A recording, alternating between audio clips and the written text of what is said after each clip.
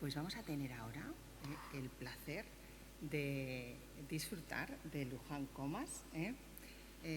Luján es licenciada en Medicina y Cirugía. Ha trabajado en Barcelona, en el hospital tan conocido por las noticias, Hospital Vall d'Hebron, ¿verdad? El Hospital Vall d'Hebron, 32 años. Es especialista en anestesia y reanimación.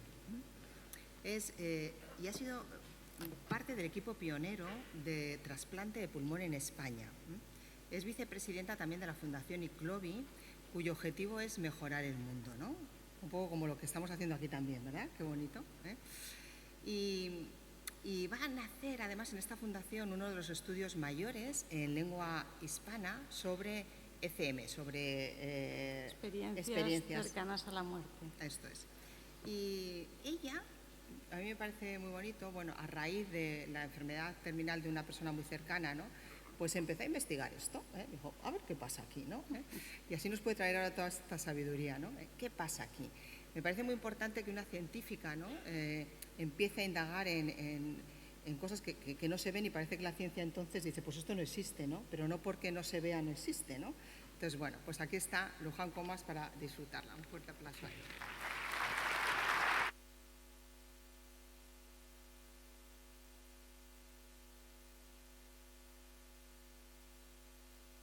Bueno, muchas gracias. Muchas gracias a la Universidad Popular de La Rioja, especialmente a Ana María, que ha contactado conmigo y ha hecho posible que yo esté compartiendo hoy esto con vosotros, ¿no? La vida es una búsqueda. Entonces, cogiendo el ejemplo que Ana María ha dado antes de esos niños en África que corrían todos juntos de la mano para poder compartir, todo lo que uno aprende es para darlo. Y todos los cambios que uno hace, porque en la vida no puedes decir yo soy así, sino que nos tenemos que descubrir y tenemos un arsenal de cualidades tan impresionante que hemos de desarrollar esas cualidades para poderlas dar. El objetivo es cambiar nosotros para, como decía Gandhi, ser el cambio que queremos ver en la humanidad. El COVID nos ha traído un momento muy duro de aislamiento, pero no hay nada casual en este mundo. No existe la casualidad. Decía Einstein que la casualidad es la manera que tiene Dios de mantenerse en el anonimato. La casualidad no existe, existe la causalidad, existe un propósito. No hay nada que sea porque sí. Entonces, absolutamente todo lo que nos pasa no son cosas entre comillas malas, sino que son oportunidades que la vida nos da para hacer el cambio. El COVID nos ha llevado a una interiorización. Si no hay esa interiorización, perdón, el cambio no es posible. El cambio dura poco. El cambio debe ser interior, de estar en meditación con uno, de ver, permitidme, tomo un poquito de agua.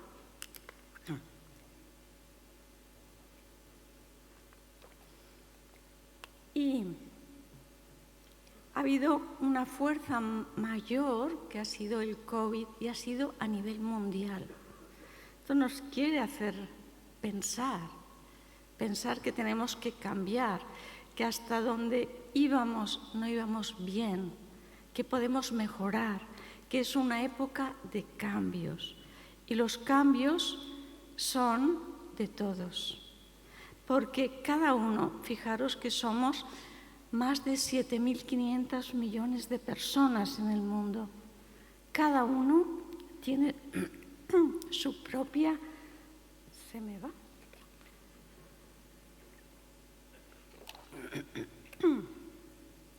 cada uno tiene su propia e individual huella dactilar, no es casual. Cada uno somos piezas de ese puzzle maravilloso que sin nosotros el puzzle no está completo. Y yo creo que estamos en la época de tomar conciencia. Es el momento. Y no podemos actuar con métodos antiguos. Tenemos que abrirnos a lo nuevo. Y muchas veces las creencias que tenemos nos aprisionan. Pero si observamos, esas creencias no son nuestras. Son familiares, son del colegio, de la sociedad, de maneras preestablecidas. Ya no sirve, no sirve. Es época de cambios.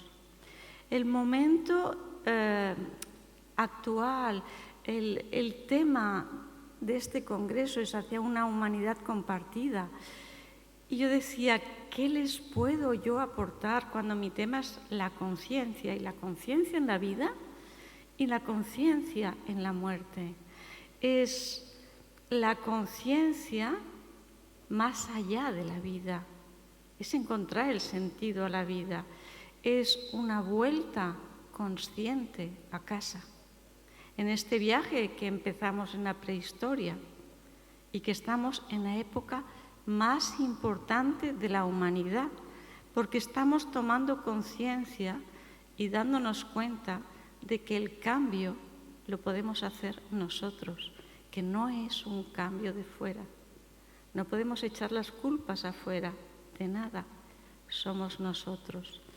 Pues bien, la muerte es puramente muerte de la materia, pero no de lo que somos. Entonces yo me preguntaba, ¿qué les puedo aportar?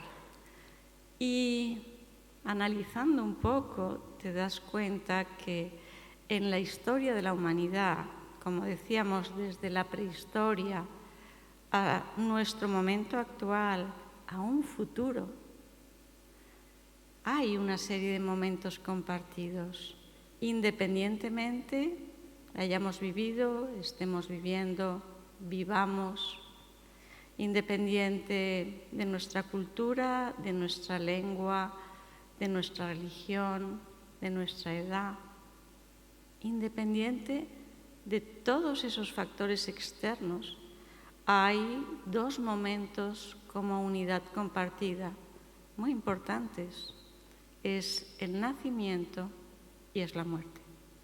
Son los dos momentos que todos hemos compartido, compartimos y compartiremos. ¿Y cuáles son las similitudes y las diferencias entre estos dos momentos? Ambos son nacimiento a otra vida. Entonces, lo primero que vemos en el nacimiento es que nunca uno está solo, siempre está la madre, como mínimo está la madre. Actualmente pues tienes toda la atención de un hospital, de una comadrona, de un médico, incluso el padre participa, no estás solo. En el momento de la muerte, y muchos lo hemos vivido en el COVID, parece que hay una soledad y lo que más duele es la soledad. Pues que sepáis que hay estudios científicos publicados por la Universidad de Virginia, por la doctora Emily Williams Kelly, en los que dice que se han encontrado en un 45% de las personas que están en el lecho de muerte, que tienen presencias, esto es científico, presencias de familiares, de amigos, de personas que les vienen a dar la bienvenida a esa otra nueva vida, igual que en el nacimiento a esta vida. Y dentro de esas personas, el porcentaje más alto es la madre si ha fallecido previamente. pero puede ser la madre, el padre, la pareja, un hijo. Incluso se ha visto mascotas en niños. Nunca estamos solos. Y las personas que han tenido una experiencia cercana a la muerte hablan de ese infinito amor, de esa infinita paz que les acoge, de esas presencias de luz con las que se comunican. Nunca estamos solos. Es el primer punto en común. Cuando nacemos todo el mundo ríe, sonríe, está feliz. El niño llora. En el momento de la muerte pasa al revés, todo el mundo llora. Y uno, cuando tiene esos momentos de que conecta con esos seres que vienen, es impresionante, porque se les va la angustia, se les van los dolores, se transforman, están felices. Felices porque saben que la vida continúa. Cuando nosotros nacemos, podemos tener absolutamente todos los órganos, todo funcionando perfecto, maravilloso, pero si no lloramos, no entra la vida. Antiguamente te hacían llorar, te daban una palmada, pero imaginaros el shock para un niño recién nacido, que pasa del calor materno, que pasa de la confortabilidad, de que no tiene que hacer nada para crecer, para vivir. Todo lo va recibiendo. De repente pasa por todas las incomodidades del parto, ve una luz cegadora, tiene frío, está en un mundo que no conoce a nadie y le dan una palmada y llora. Es muy duro, es la primera crisis. Pero sin esa crisis no pondríamos en marcha una cualidad que es la respiración. Entonces, luego haremos una similitud de las crisis, ¿no? Pero nos quedamos aquí. El niño, para vivir, llora. Hace una primera inspiración. Fijaros que nosotros nacemos inspirando. En la inspiración cogemos la energía de la vida y nos da vida. Y en la muerte, lo último que hacemos es una expiración, es decir, damos el aire a formar parte de la vida. Entra la vida en el recién nacido y sale la vida a esa vida con mayúscula. Y podríamos decir que la vida en minúscula es un intervalo entre una inspiración y una expiración. Y lo que pasa entre medio son experiencias para agrandar, para mejorar, para destacar cualidades que nos hacen mejores. Es bonito, ¿no? Es una visión muy interesante. Pero fijaros que, volviendo a las crisis, es que todas las crisis en la vida son importantes. Al niño se le saca de su zona de confort, pero si la zona de confort fuera, no viviría, no avanzaría. ¿Cuántas veces nos hemos dado cuenta que gracias a esa crisis hemos tomado decisiones que han cambiado nuestra vida?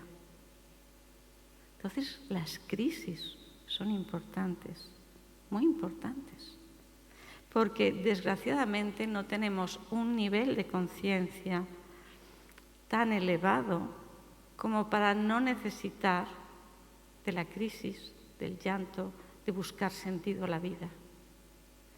Entonces, esas crisis nos hacen ver que aquellas herramientas que teníamos ya no nos sirven, que tenemos que buscar nuevas herramientas. Yo siempre digo que eso que es tan común, que se llama resiliencia, que es la propiedad que tienen algunos metales, de que cuando está el peso que los aplasta, pero cuando se va, vuelven a recuperar la forma original. El hombre, para mí, nunca vuelve a recuperar la forma original. Siempre es mejor. Siempre ha desarrollado, o sí está obligado a desarrollar una serie de cualidades y a tener una serie de herramientas que antes no tenía. Por tanto, la crisis nos da un grado más en el ser humano, porque en definitiva es lo que venimos a ser, seres humanos, y venimos a desarrollar esta humanidad.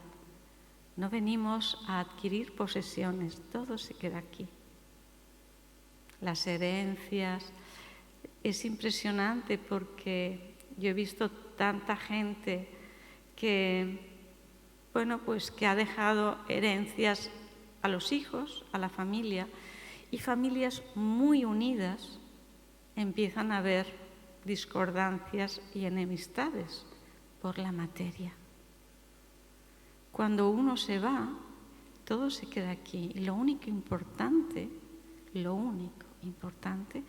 es lo que tú te has desarrollado como ser humano, tus cualidades, aquello que te llevas en el corazón y lo que dejas en el corazón de la gente. Venimos a ser, no venimos a tener. Entonces, todo esto, yo creo que el COVID nos ha ayudado a poner las cosas en su sitio. Porque cuando vemos que el ser que amamos sale por la puerta y ya no vuelve más, te ayuda a replantearte qué es lo importante. Lo importante es decir que quiero a esa persona. Lo importante es darle todo el amor, ayudarle a sacar lo mejor de sí.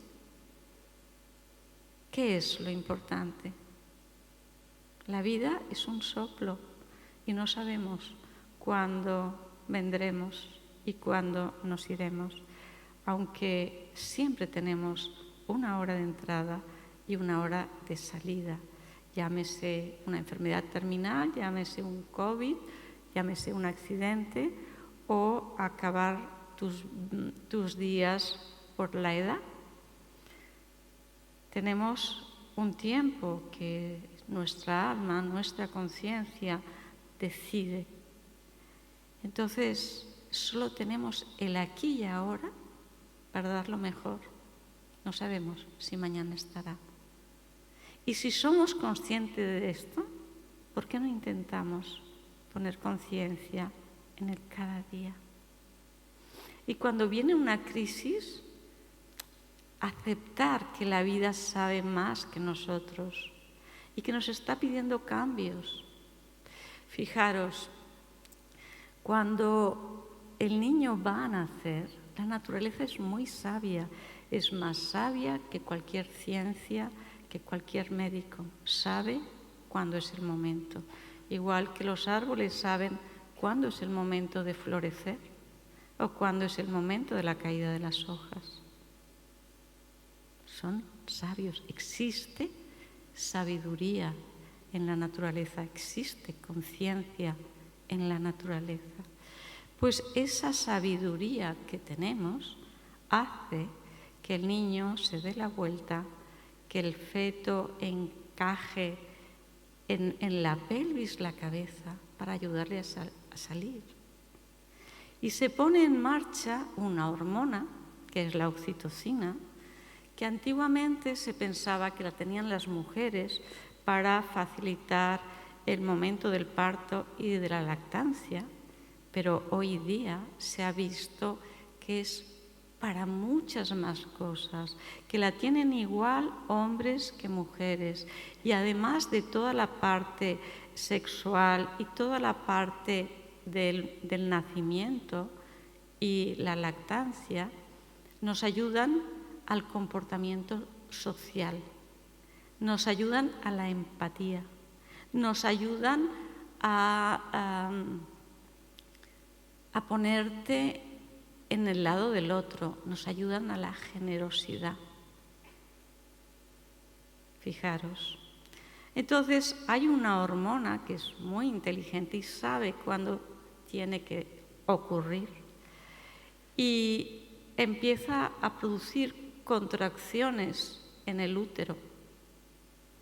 Y aquello que parecía imposible por la lógica, no puede caber la cabeza de un niño por un orificio tan pequeño. ¿Cómo va a salir? ¿Cómo ocurre? La naturaleza es sabia. Es sabia porque empiezan a distensionarse los ligamentos pubianos y a abrirse la pelvis. Y los huesos, que es una estructura sólida, dura, se van hacia atrás para permitir que haya el movimiento. Y las paredes del cérvix, del cuello uterino, del cuello vaginal, se van haciendo cada vez más finas y se van distendiendo para que ese milagro de la naturaleza ocurra. Fijaros, el niño es inocente, no ha puesto mente, se ha dejado llevar. Esto mismo ocurre en la vida. Muchas veces nuestra mente nos lleva hacia un lado, quisiéramos conseguir una cosa o conseguir la otra.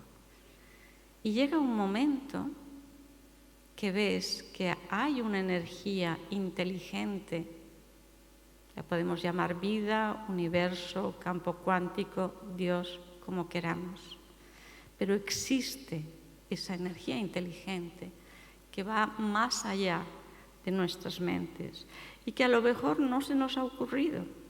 Pero cuando te das cuenta y observas, empiezas a aceptar lo que la vida te da, porque la vida te guía. Y empiezas a ver que todo tiene sentido, que no existe la casualidad, que aquel contacto con aquella persona, aquella llamada, aquel folleto que te ha caído en las manos, todo tiene una razón de ser.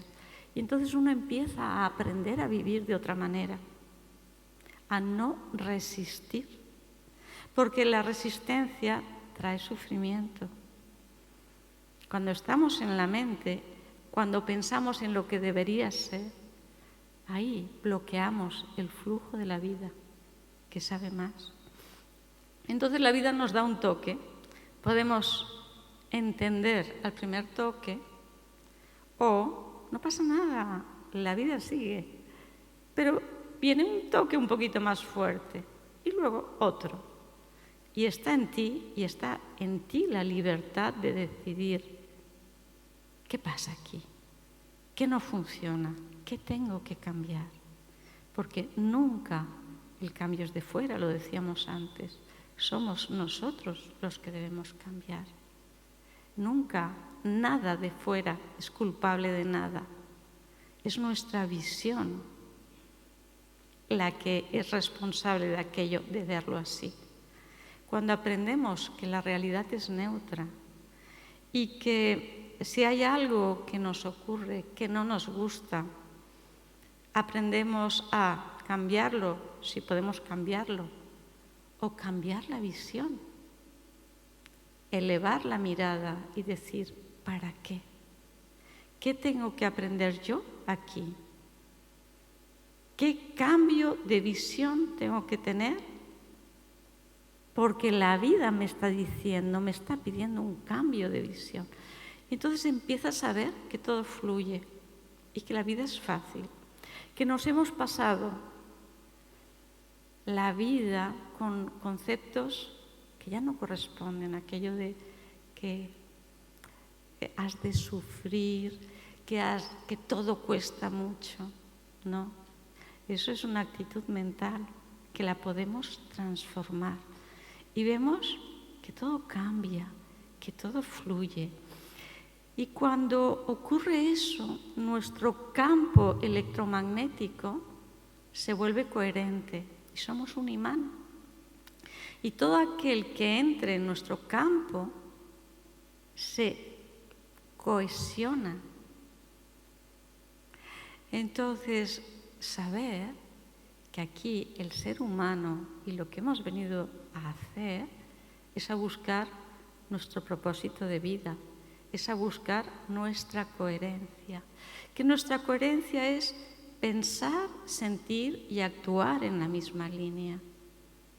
Cuando eso ocurre, formamos un campo magnético y permitimos que las cosas ocurran. Porque fijaros que el universo, una de las energías que están en el universo es la energía magnética y es la que mantiene en orden a los planetas, que no se salgan de sus órbitas, que respeten sus espacios, que mantiene las distancias y a la vez la unión. Cuando ocurre esto, nosotros nos alineamos con la energía del universo y permitimos que ocurran las cosas. Es tan fácil como eso. Entonces, permitamos las crisis y demos gracias a las crisis porque nos hacen cambiar la visión y nos hacen más felices. ¿Cuántos pacientes he tenido yo con cáncer que me han dicho: ay, doctora, es la época más feliz de mi vida? Porque en los momentos de soledad, en mis dolores, en mis noches tan largas, me he encontrado a mí mismo y he encontrado a Dios. Llamamos Dios a esa trascendencia que todos tenemos. Porque cuando tú haces el acompañamiento a las personas que se van, es igual la religión que tengan, es igual si son ateos. En el momento que te vas, te preguntas el sentido de tu vida, si tu vida ha tenido sentido. Y eso ya es trascendente. Entonces tenemos un principio interior nuestro, todos, que es trascendente. No nos basta solo la comida y la bebida. Hay una necesidad de una búsqueda de la trascendencia, de encontrar el sentido de las cosas, pero no el sentido del cada día, un sentido más profundo. Y eso ocurre. Y cuando tienes cáncer, te permites ser tú, desgraciadamente, pero te permites ser tú y te permiten ser tú. Pobrecito, como tiene cáncer, te permites ser tú y aprendes a decir no. Y aprendes a buscar tu coherencia.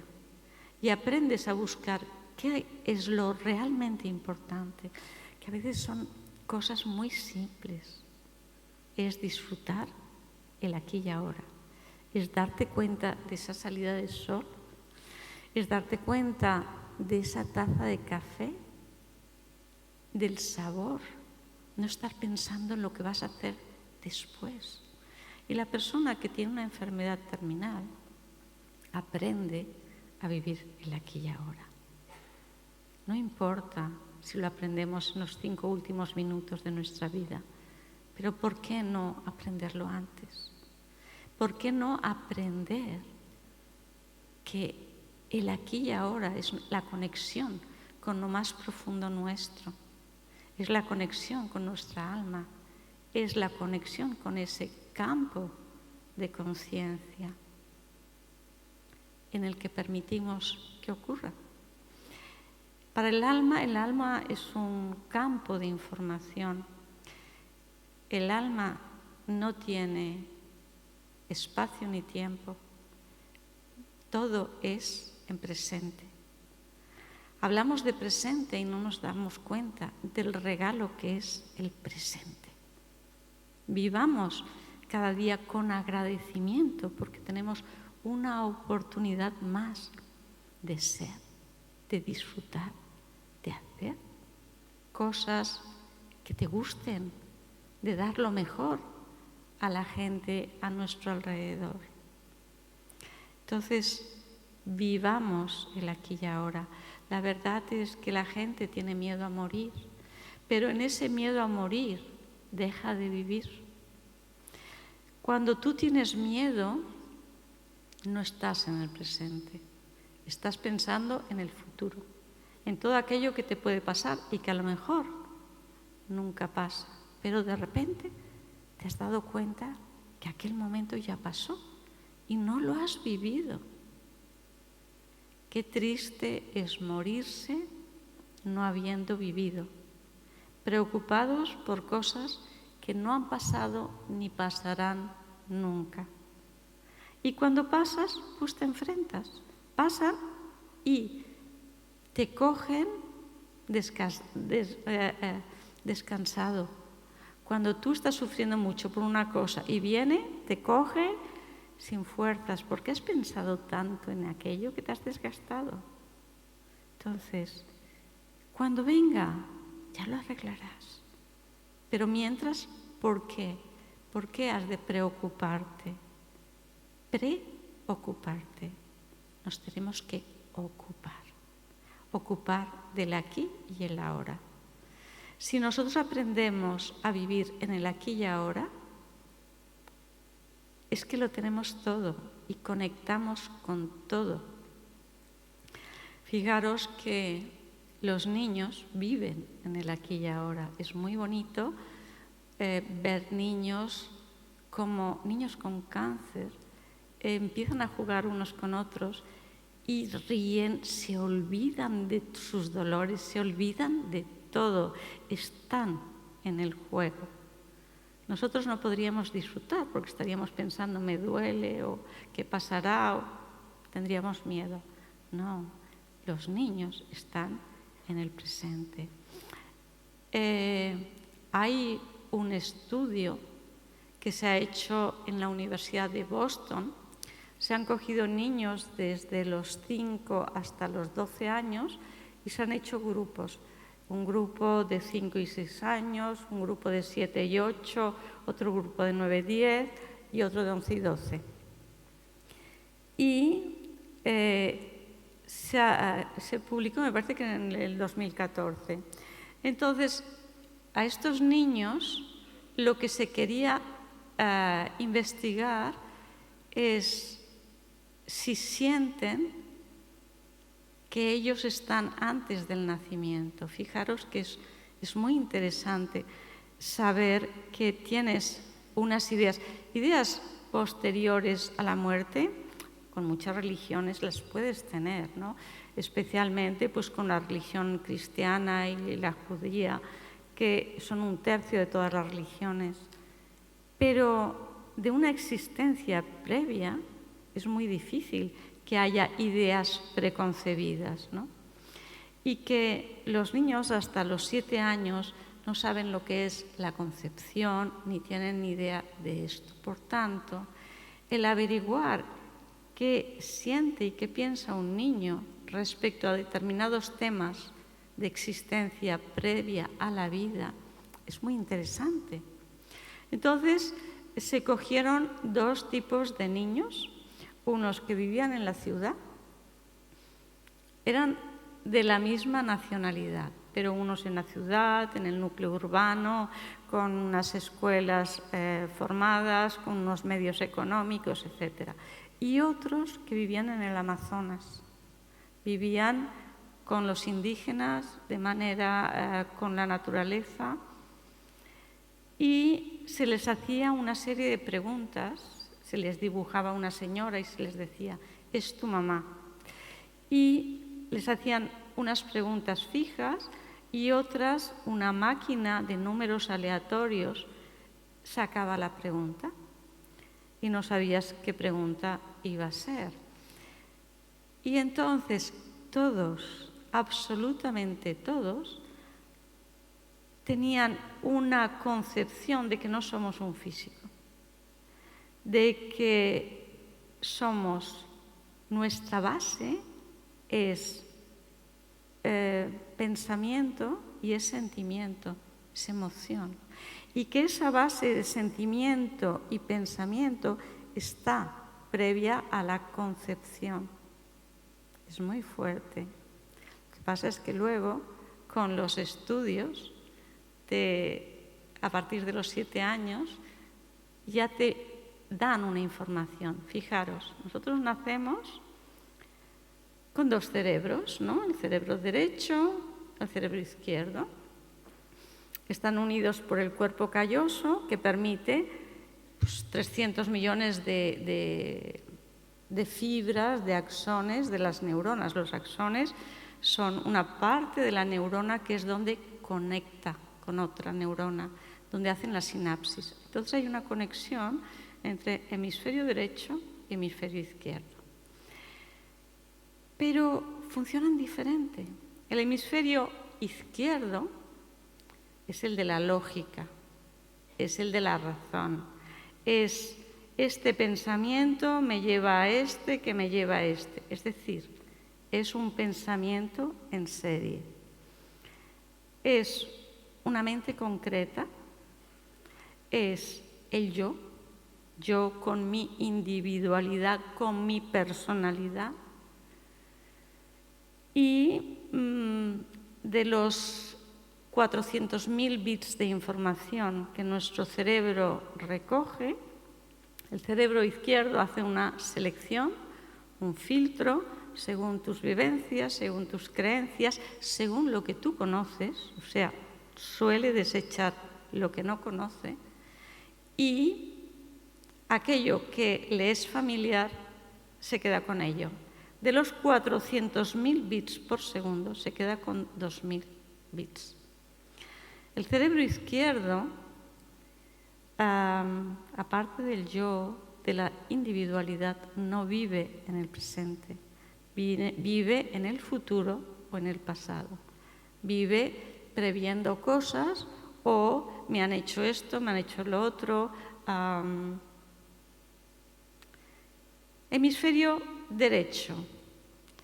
El hemisferio derecho es la mente abstracta, es la intuición, es la conexión con el todo. Por eso es importante la meditación, porque en la meditación acallamos el izquierdo y permitimos el derecho. El derecho no piensa en serie, piensa en paralelo. No es una cosa detrás de otra, es un yo total, con lo que existe y lo que está fuera de nosotros. Es el nosotros, es conexión con todo. Entonces, ese cerebro está en el aquí y ahora y es el que conecta con lo más profundo de nosotros, con nuestra esencia, con nuestra alma, como queramos llamarlo. Es la esencia que somos. Entonces, el cerebro del niño vive el aquí y ahora. Por eso se permite tener amigos invisibles que existen, porque él es capaz de verlos. Por eso a veces dice unas cosas impresionantes que no sabes de dónde han venido. Tengo al hijo de mi dentista, que a los, 5 o 6 años, se murió el abuelo, o sea, el padre de ella. Y el niño le decía, mamá, ¿por qué lloras? Si el abuelito no está muerto. Él está ahora en 5ª dimensión y nos está viendo. Sabe que somos su familia. Dice, más tarde irá a la 10ª dimensión y no nos reconocerá. Pero ahora sí, y él está bien, está vivo, no está muerto. Hay que escuchar a los niños, porque esos niños tienen esa conexión con el todo. No hay que decirle, niño, ¿pero qué estás diciendo? Entonces, a partir de los 7 años, cuando ya está la escuela, las reglas, todo eso, pierden esa parte intuitiva tan importante, aunque hay niños actualmente que no, y que son nuestro presente y nuestro futuro. Pero fijaros, volviendo a las similitudes entre el nacimiento y la muerte, nosotros somos seres multidimensionales. No nacemos aquí, es una dimensión. Fijaros, ¿por qué digo esto? Porque nosotros somos mucho más que materia. Nosotros somos energía y materia. Somos un cuerpo de pensamientos, un cuerpo de sentimientos y un cuerpo espiritual. Todo eso forma parte de nuestra esencia, de quién somos de verdad. Aquí vemos nuestra parte física, pero si supiéramos ver, veríamos cantidad de partículas, de átomos, de electrones que están saltando continuamente y nos unen al otro, nos unen a la naturaleza, nos unen a todo y a todos. Pero creemos que nosotros acabamos donde acaba nuestra piel. Y donde acaba nuestra piel empiezan otros cuerpos que están. La diferencia entre un cuerpo vivo y un cuerpo muerto, tenemos el mismo número de órganos, de aparatos, de sistemas, de células. Simplemente unos tienen una energía que da vida a esas células, a esos órganos, sistemas, aparatos, glándulas, y el otro no. Entonces, cuando vemos una persona que acaba de fallecer, es muy curioso, porque en ese mismo instante te das cuenta que no está, que la energía que es la esencia no está. Es una carcasa vacía. Entonces, si somos energía que da vida a ese cuerpo, sabemos por la termodinámica que la energía ni se crea ni se destruye, solo se transforma. Esa energía sigue viviendo. Y al igual que cuando nacemos perdemos la conexión con esa esencia que somos, cuando morimos la recuperamos. Y la recuperamos hasta tal punto que si hemos nacido con una anomalía genética, con una enfermedad o a lo largo de nuestra vida nos han amputado un órgano, una extremidad, el ser que se desprende, la energía con autoidentidad que se desprende del cascarón vacío, es un ser completo. Y en ese momento encuentra la conexión con todo y con todos. Y en ese momento entiende los paraqués de todo. Es decir, que tenemos mucho mérito de vivir habiendo perdido esa conexión. Por eso es importante la meditación, por eso es importante no quedarnos en el mundo de afuera, sino interiorizar. Fijaros que pasamos en el momento del nacimiento de ser seres multidimensionales a ser seres tridimensionales. Para poder vivir en un mundo tridimensional necesitamos un vestido, un cerebro de 3 dimensiones. Pero claro, nosotros nos confundimos con el traje. Estamos tan equivocados, que nos confundimos con el traje. No sabemos que quien somos está por dentro del traje. Os voy a hacer una similitud que lo vais a entender muy fácil.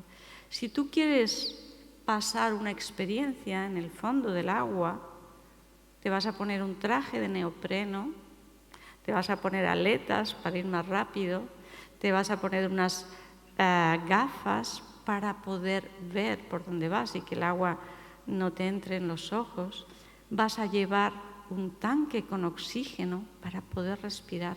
O sea, te adaptas a esa experiencia que tú quieres vivir. Y cuando tú has acabado la experiencia o el tanque de oxígeno se está acabando, sales y dejas tu traje ahí. Exactamente nosotros hacemos lo mismo. Y pasa lo mismo si tú quieres tener una experiencia en una estación interestelar. Tienes que ponerte el traje que te permita vivir en aquellas condiciones, pero tú no eres el traje.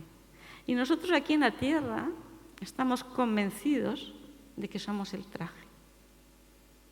Y nos preocupa ese traje. Está muy bien que nos ocupe, que lo mantengamos sano, que es nuestro instrumento, pero sabiendo que es el traje y que esa esencia que tenemos es la que tenemos que cuidar y que venimos a desarrollar, ¿no? Cuando nosotros morimos, nos quitamos el traje porque pasamos de una experiencia tridimensional a esa experiencia multidimensional, que estamos fuera de espacio, fuera de tiempo, en conexión con todo y con todos. Bueno, os podría hablar de muchas cosas, pero para mí el concepto más importante es quitar el miedo a la muerte, entender que la vida es mucho más, entender de dónde venimos, a qué estirpe pertenecemos y ser coherentes con nosotros y entender que hemos decidido venir a este momento que, como decía antes, es el momento más importante en la historia de la humanidad, porque por primera vez somos conscientes que creamos. Entonces, que lo que creemos a nuestro alrededor tenga sentido. Que cuando nos vayamos dejemos un mundo más hermoso y con más sentido que cuando vinimos. Y igual que en el siglo XIX, pues el descubrimiento de las ondas electromagnéticas modificaron todo el conocimiento, y en la medida que la ciencia avanza tenemos que cambiar nuestros paradigmas, o sea, nuestras normas de vida. En el siglo XX, todo aquello que era la ciencia no servía para dar explicación a lo que habían encontrado, que era el átomo, el electrón, las subpartículas, que eran mucho más pequeñas que el átomo, y que las leyes de la física no daban respuestas a lo que habían descubierto. Entonces tuvieron que descubrir la mecánica cuántica, y todos los que le descubrieron fueron premios Nobel por su aportación. Pero para mí el descubrimiento de la física cuántica entra la conciencia, y la importancia es que entra la conciencia, porque desde el siglo XVII estábamos con el método cartesiano, que está muy bien y nos ha ayudado mucho a evolucionar en la ciencia. Entonces se separó la espiritualidad, la psicología de lo que es el mundo físico y material. Y se buscó y se estudió todo lo que era observable, reproducible y que además podías predecir que iba a ocurrir. Todo se podía pesar, todo se podía medir y podías decir que si aquello ocurría o que aquellas variantes se daban, iba a ocurrir tal cosa. Y eso nos ha ayudado al avance en la ciencia, porque ha permitido dar leyes. Esas leyes son muy importantes. Pero en el siglo XX, con la conciencia, las cosas no cuadran. No cuadran porque nos damos cuenta que somos mucho más que puramente un yo físico, que se pueda reproducir, pesar, medir, observar, predecir. Tenemos un yo subjetivo y no lo podemos separar. ¿Entendéis que los dos han de ir juntos? Entonces, la ciencia, ¿hacia dónde tiene que ir? Hacia una unión de los dos. Porque, como decía Richard Feynman, que fue también premio Nobel de física, no se puede estudiar al ser humano desde la linealidad de las matemáticas. El ser humano en el que interviene la conciencia puede ocurrir todo. Y puede ocurrir todo en todos los campos. Y nos damos cuenta de que somos creadores. Y tenemos la responsabilidad que nuestras palabras, nuestros pensamientos y nuestras acciones no quedan en nosotros, sino que van al mundo. Los pensamientos no quedan en nuestra cabeza. Pensamientos repetitivos, obsesivos, nos empobrecen nuestra capacidad y nos intoxican, pero también intoxican nuestro campo energético alrededor nuestro que no vemos, pero que se puede medir. Entonces, nosotros estamos aquí compartiendo una humanidad, compartiendo un nacimiento y compartiendo una muerte, pero sobre todo compartimos una vida. Entonces, la propuesta como unidad que somos, como humanidad, es no pensemos tanto. Es importante pensar, pero también el pensamiento entra en muchas dudas. ¿Por qué no pensamos con el corazón? ¿Por qué no sentimos con el corazón? Para mí, el corazón es el que tiene la respuesta de todo. Está muy bien la mente para saber dónde estás, para ver los pros, las contras. Pero yo hace muchos años que decido por el corazón. Si aprendemos a vivir desde el corazón, que es la única manera de vivir el aquí y ahora, en la mente nunca estaremos en el aquí y ahora.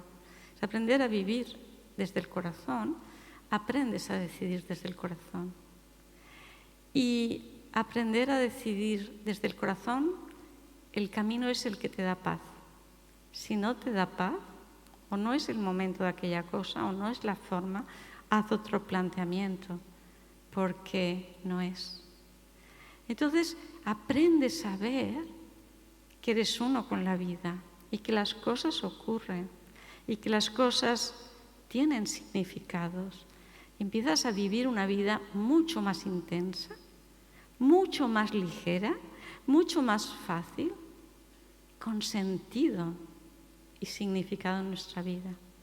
Porque al fin y al cabo las personas que han tenido una experiencia cercana a la muerte, que han sido dadas por muertes clínicamente, en las cuales su cerebro no funciona y está registrado y caen en la inconsciencia, tienen una mente mucho más plena que en toda su vida. Y 2 minutos de un paro cardíaco, las personas que han tenido una experiencia cercana a la muerte, les cambia la vida para toda su vida y les hace buscar una vida por significado. Y las personas que se han ido nos dicen que la muerte no existe, que solo existe vida, que nadie te juzga, que eres tú el que ves la revisión de tu vida y te das cuenta si has hecho daño, si no, una palabra, una acción, que no eras consciente de ello, pero aprendes a tomar conciencia, aprendes a ver que todos estamos interrelacionados, y cuando vuelven su vida tiene sentido y el sentido de sus vidas es el corazón. Entonces, mi propuesta como humanidad compartida es vivir el aquí y ahora desde el corazón. Muchas gracias.